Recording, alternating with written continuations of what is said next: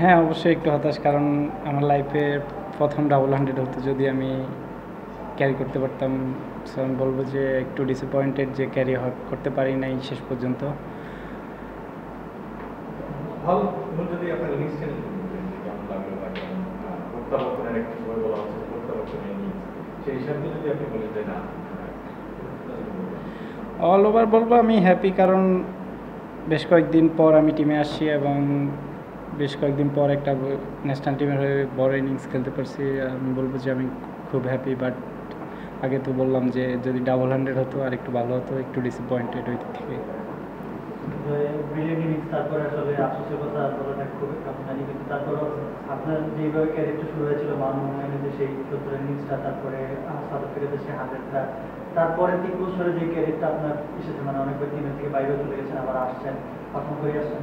তো এই ওভারঅল আপনার ক্যারিয়ারটা নিয়েও কি আপনার একটু আফসোস হয় যে 3 বছর যে এইভাবে কাটছে, সেটা নিয়ে একটু আফসোস হয়? না, আসলে যেটা চলে গেছে ওইটা নিয়ে এখন তেমন চিন্তা করি না, যেটা সামনে আছে ওইটা নিয়ে চিন্তা করতেছি, কারণ পাস্ট ইজ পাস্ট। সামনে যেটা আছে ওইটা নিয়ে চিন্তা করতেছি, এখন আরও কীভাবে ইমপ্রুভ করা যায়, এখন ভালো করতেছি, ওইটা কীভাবে ক্যারি অন করা যায় ওটা চেষ্টা করব। জয়, এইবার যে দলে ফিরলেন তার আগের মানে কোনো এরিয়া নিয়ে কাজ করেছেন কিনা, মানে স্পেসিফিক্যালি কোনো মেন্টাল বা টেকনিক্যাল এরিয়া নিয়ে কাজ করেছেন কিনা, এবং সেটা কি এই ইনিংসে প্রয়োগ করতে পেরেছেন? হ্যাঁ, টেকনিক্যালি বলবো একটু চেঞ্জ করেছি। আগে যেটা ছিল, আগে হয়তো বা একটু সাফলটা বেশি বড় করতাম, ওইটা এখন একটু কমায় আনছি, এখন একটু ছোট করা হয়। সো এখানে একটু টেকনিক্যালি চেঞ্জ নিয়ে আসছি, তেমন আর বড় কিছু চেঞ্জ করা হয়নি।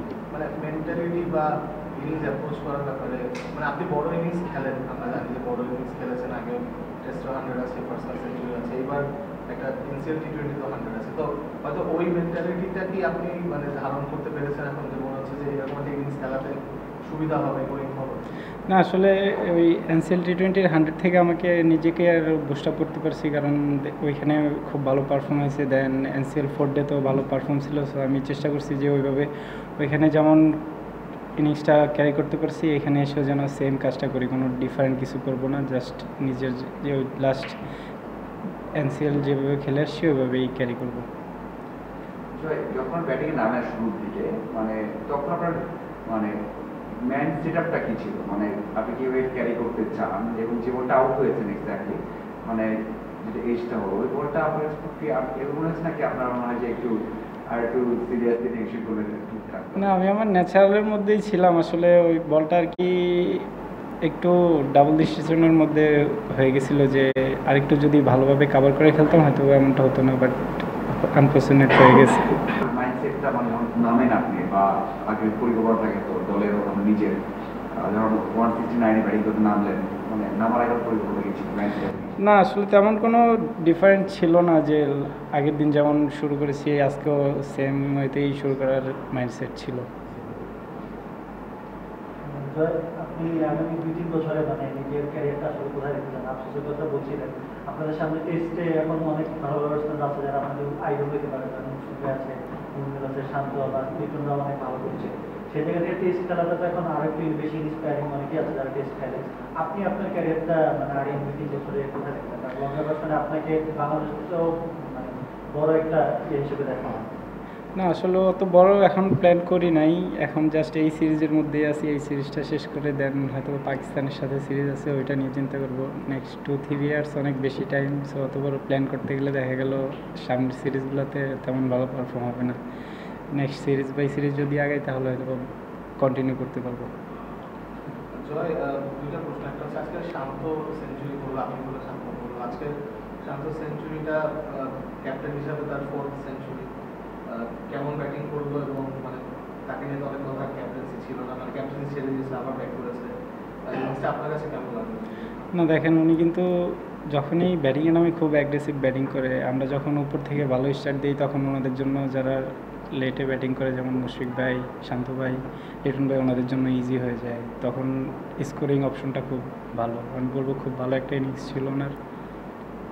আরেকটা জিনিস আমি জানতে চাই যে আপনাদের 2020-এর যে ওয়ার্ল্ড কাপ উইনিং টিম, সেখান থেকে অনেকেই টেস্ট টিমে চলে আসছে, ডেবিউ করতেছে, সানমুরাদও আছে এখন, মানে আপনাদের দিয়ে শুরু, শরীফুল, আপনি, টিপু ছিল, এখন ওয়ান ডে ক্রিকেট তো আছেই, সামনে, মানে ওই টিমের আপনাদের মধ্যে কি এখনো ওই ধরনের আড্ডা হয় কিনা যে ওই টিমের ওয়ার্ল্ড কাপ উইনিং টিম ওই কারণে এবং ওই টিমের মধ্যে কোনো কিছু ডিফারেন্ট আছে যে খুব তাড়াতাড়ি সবাই ডেবিউট করছে? অবভিয়াসলি আপনাদের রেপুটেশন অনেক ভালো ওখান থেকে, কিন্তু এছাড়াও কি কোনো কিছু আছে?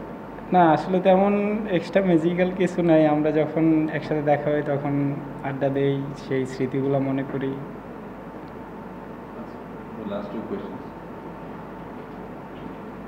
যদি বলতেন ম্যাচের অবস্থা নিয়ে, আসলে ব্যাটাররা ভালো কোনো বোলারও সেই বিকেলে ভালো উইকেট দিবে, আপনি মনে হচ্ছে একটু আগে ছাড়লে আজকেই শেষ করা যেত কিনা, আর কালকে প্ল্যানটা কি থাকবে?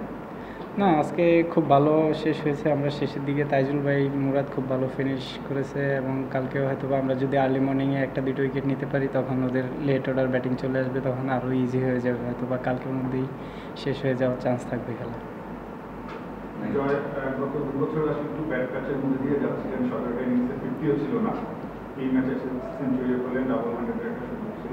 আর ঠিক ম্যাচের আগে দেখছিলাম আসলে আশরাফুলের সঙ্গে বা কোচ মোহাম্মদ সালাউদ্দিনের সঙ্গে আলাদা করে বেশ লম্বা সময় কাজ করছিলেন, মানে কোন কোন টেকনিকগুলো নিয়ে আসলে কাজ করছিলেন বা কোন কোন দুর্বলতাগুলো আসলে কাটানোর চেষ্টা করছিলেন এই সময়টা? না, এখানে আসলে তেমন কিছু নিয়ে কাজ করা হয় নাই। আমি বলবো যে আমার টাইগার্স ক্যাম্পে আরও বেশি কাজ করা হয়েছে। তখন টাইগার্স ক্যাম্পে আমাদের দেশি যারা কোচ ছিলেন ওনাদের অনেক হেল্প করা হয়েছে। আশরাফুল ভাই তো জাস্ট এই সিরিজে আসছে, ওনার সাথে আমার আগে তেমন কাজ করা হয় নাই, উনি জাস্ট 2-1টা পয়েন্ট বলে দিয়েছে। আর সালাউদ্দিন স্যার তো আগে থেকেই ছিল, উনি জানে আমার ব্যাপারে। সো বলবো তেমন কিছু বড় কিছু চেঞ্জ করা হয় নাই। ওরা জাস্ট আমাকে বলছে যে তুমি তোমার ন্যাচারাল খেলা খেল, যেভাবে পারফর্ম করে আসছো সেন্সিবলি ওইভাবেই খেলতে হবে। Thank you.